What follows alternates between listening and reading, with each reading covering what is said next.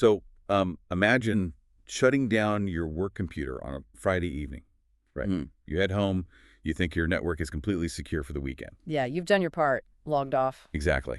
Only for a hacker, operating from like thousands of miles away, to remotely power your machine back on at 3 a.m.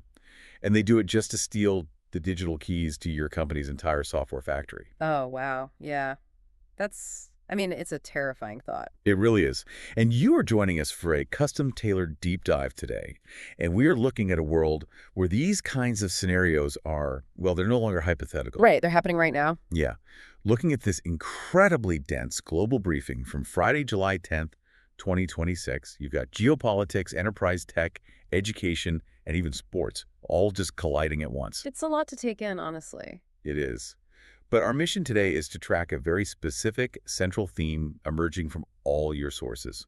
We're looking at legacy systems under immense physical and digital stress and, the technologies that are simultaneously breaking them down and building them back up. Yeah, because the sheer volume of overlapping crises right now, it can easily feel like pure chaos. Totally. But if you look at the mechanics behind these events, the patterns become incredibly clear. So we are going to map out those mechanics for you, connecting the dots between like a tragic wildfire in Europe, the microchips in your phone, and even the future of how we understand the physical universe. Okay, let's unpack this. We really need to begin in the physical world because natural and geopolitical systems are flashing these massive warning signs, right? But They're forcing legacy industries to figure out how to just survive. absolutely. Take the briefings from Spain. Yeah. We are looking at a horrific, deadly wildfire in Andalusia, near Los Gallardos in Almería. 11 people are dead and 19 are still missing. Yeah, it's just devastating. It really forces us to pause and look at the actual human cost of these changing environments, Right, it's not just numbers on a page. Exactly. And this is happening against the backdrop of a punishing heat wave baking Europe, which is just leaving the continent tinder-dry. The specific details from the ground are, well, they're heartbreaking. Authorities reported that many of the victims were actually trapped in a dry riverbed. Oh, man. Yeah, they had abandoned the designated evacuation route to try and outrun the advancing flames. You've got like 150 firefighters out there right now, backed by aircraft, battling this thing in high winds. It's a profound tragedy. And honestly, it seems to highlight a glaring flaw in how our infrastructure is designed to handle these extremes. Yeah, that is the core issue with our physical legacy systems. The evacuation protocols, the roads, the emergency response plans, these were designed for 20th century weather patterns. Right, for a world that doesn't really exist anymore. Exactly. When extreme heat degrades the environment to this extent, the foundational systems we rely on literally buckle under the stress. They just weren't built for the velocity of the crises they're facing today. And that concept of, physical systems buckling, it translates directly to global shipping and manufacturing too. Oh, absolutely. But before we look at the logistics and the shipping lane impacts detailed in the briefing, I want to make sure we're just looking at the raw facts here without taking any political sides. Right. Very important to clarify. Yeah, for you listening, we are looking at a severe military escalation between the United States and Iran, and we are strictly mapping the factual data points as they were reported in the source text. We're not endorsing any nation's viewpoint here, just, breaking down what happened. A crucial distinction, definitely. So the data shows the U.S. launched fresh military strikes aimed specifically at reopening the Strait of Hormuz. Right. And in retaliation, Iran struck bases in Kuwait and Bahrain, both of which currently house U.S. forces. The immediate ripple effect of that is entirely economic. The Strait of Hormuz is the critical artery for the world's seaborne oil. With these strikes, a fragile truce basically collapsed, and the oil markets reacted violently. Yeah, crude spiked nearly 5% almost immediately. It's like watching the global check engine light come on all at once. Climate, shipping lanes, and legacy manufacturing are all just redlining. Which brings us to a massive, real-world casualty of this environment, and that's Volkswagen. Oh, yeah. VW is in a really tough spot. Europe's largest automaker is facing a historic crisis. The briefing notes, they're planning to slash their model lineup by half and reduce their production capacity from 10 million vehicles down to 9 million. The VW crisis is, it's really the perfect case study of a legacy system getting squeezed from both sides. How so? Well, on one side, they have the high physical costs of energy and tariffs impacting their massive factories, right?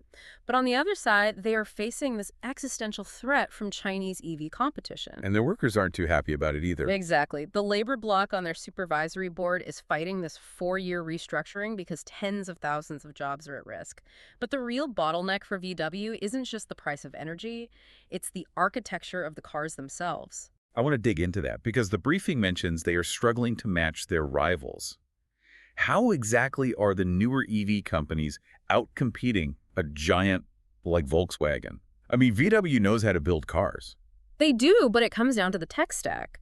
Companies building EVs today, they approach the car like a giant smartphone on wheels. Right, okay. The software operating system is built first, and the hardware is essentially just wrapped around it. Interesting. Yeah. But VW, with its incredible legacy of mechanical engineering, is basically trying to take a beautiful traditional combustion engine chassis and staple a digital tablet to it. Oh, I see. Their software foundation and battery supply chains are completely fragmented compared to these newer rivals. If your core software architecture is weak in 2026, the efficiency of your physical assembly line simply cannot save you. Wow.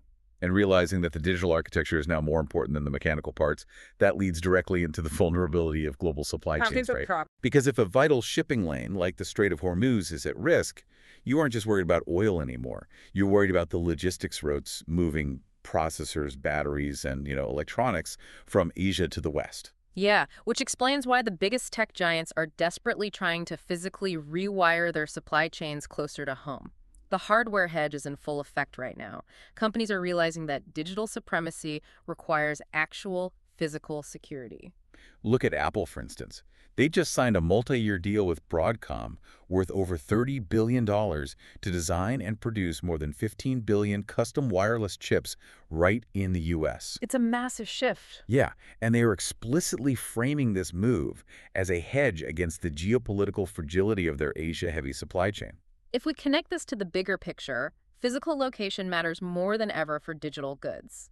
But an interesting secondary effect happens when companies build out all this massive hardware infrastructure to support AI and digital growth. What's that?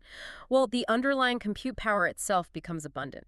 And NVIDIA is the perfect example of this, right? They essentially created the compute marketplace by proving how valuable AI GPUs are. They were the undisputed kings of the hardware. Right, they sold everyone the pickaxes for the AI gold rush. But now the briefing notes a massive shift. Cloud giants and these new neo-cloud startups are taking their spare, unused NVIDIA GPUs and renting them out on the open market. They're renting out their own pickaxes, undercutting the king. It completely disrupts the original business model. Think of it like a company building the only toll road into a busy city. For a while, they can charge whatever they want because they own the infrastructure, right? Sure.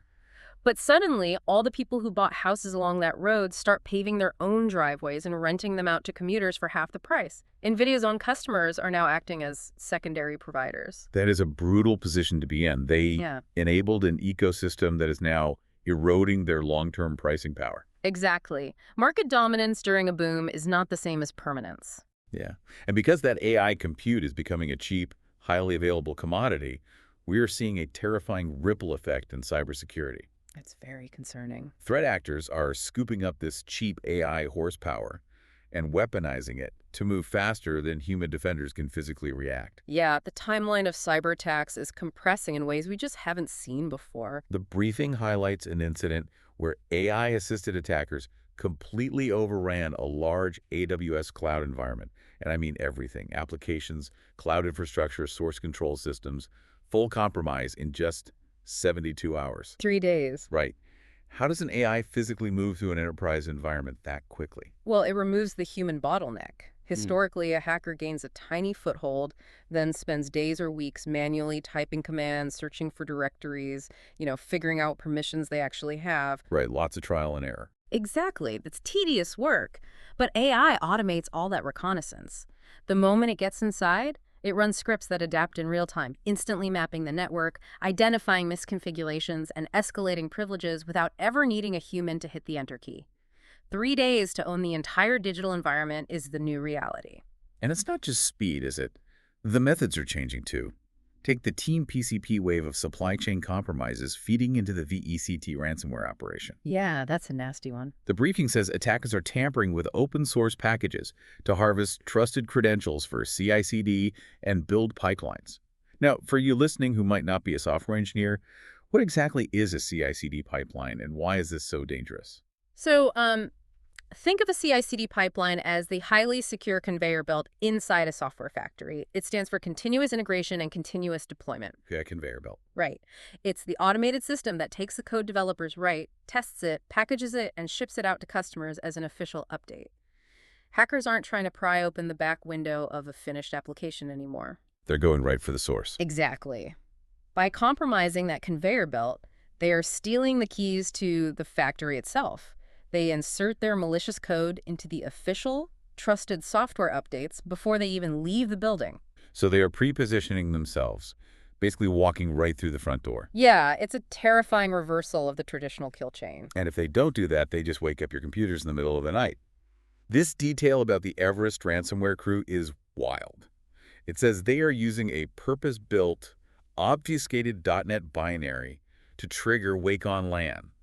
Now, I know what turning on a computer means, but how are they doing this from the outside? Right, so a .NET binary is essentially just a packaged set of instructions.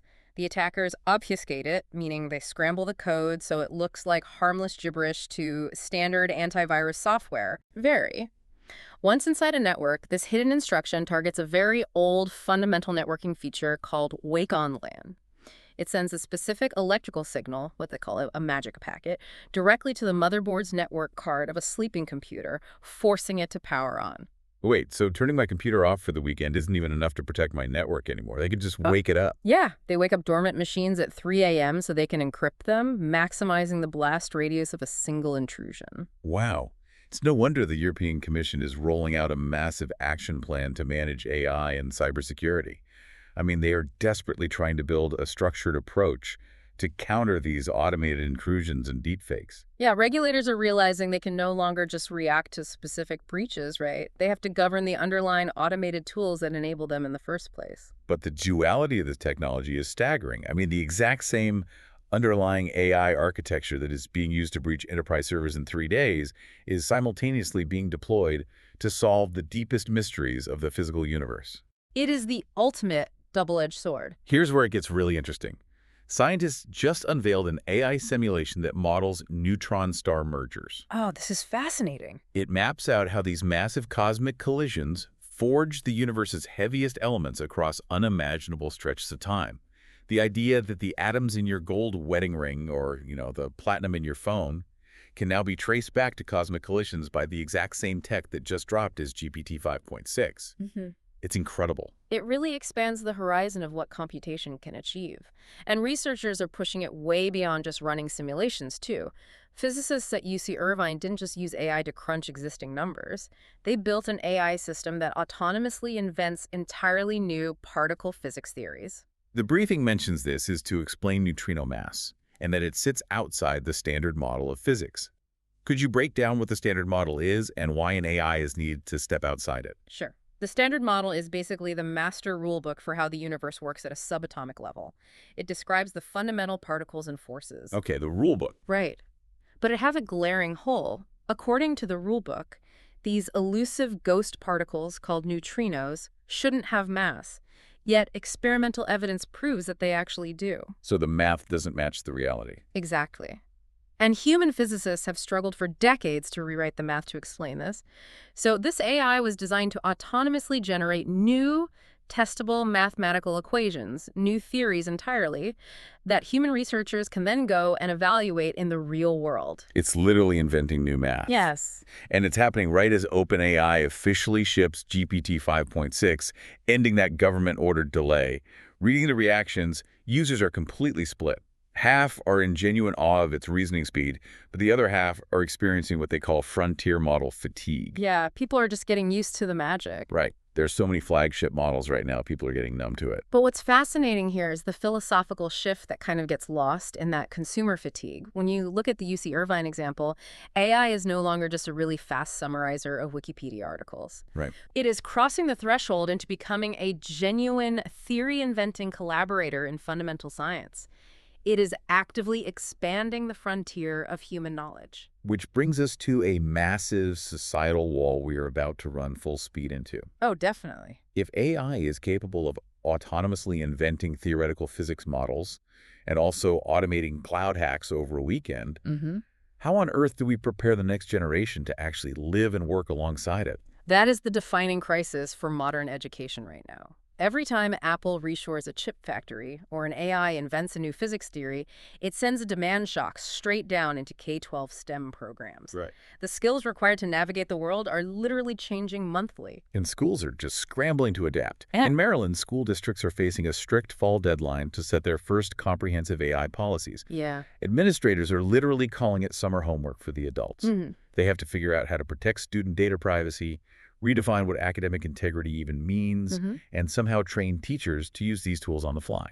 This raises an important question, though. Can a top-down, adult-mandated policy ever truly be effective when the students are the actual power users of the technology? Well, Arizona is testing that exact question. 2 high schoolers from Arizona are heading to a fellowship in Boston to flip the script.